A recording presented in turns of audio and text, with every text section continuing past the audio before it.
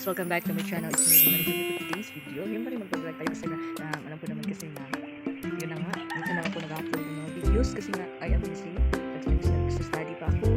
Tapos mag-ulan, start na rin yung review namin sa review center. So, Wow! lagi kasing week, puro study na lang ako, study ng study. Kahit na gusto kong mag-vlog, hindi pa naman ako mag-vlog. Hindi ako mag-vlog. So this time, gusto kong mag-vlog para makapag-upload na rin ako ng mga bagong videos sa aking channel. Tsaka napapansin na yung mga in-upload ko na sa channel ko, hindi ko na siya dati na-upload ko sa aking page. Tapos hindi na ngayon, ay mga video kasi pinipili ko lang yung in-upload ko sa Facebook. So kapag napanood mo yung mga video sa Facebook, syempre sabi na-upload ko sa Facebook. Minsan channel lang din kasi ako na-upload. And then, may mga vlog tayong mag-upload for today's video. So, yung ano kasi na-busy ako ng paraang araw.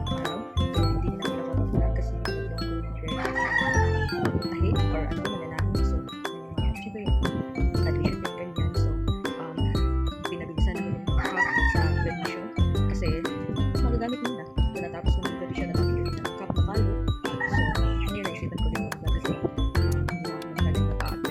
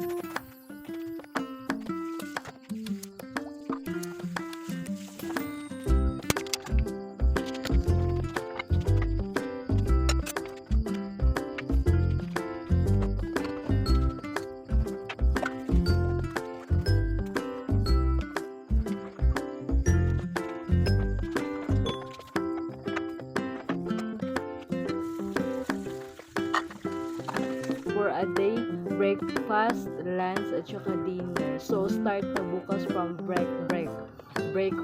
So, i-remake ko siya kasi 3 years ago na din yung vlog ko na eating only fruits for a day. So, magaganda yung mga challenge natin. So, bukas, we have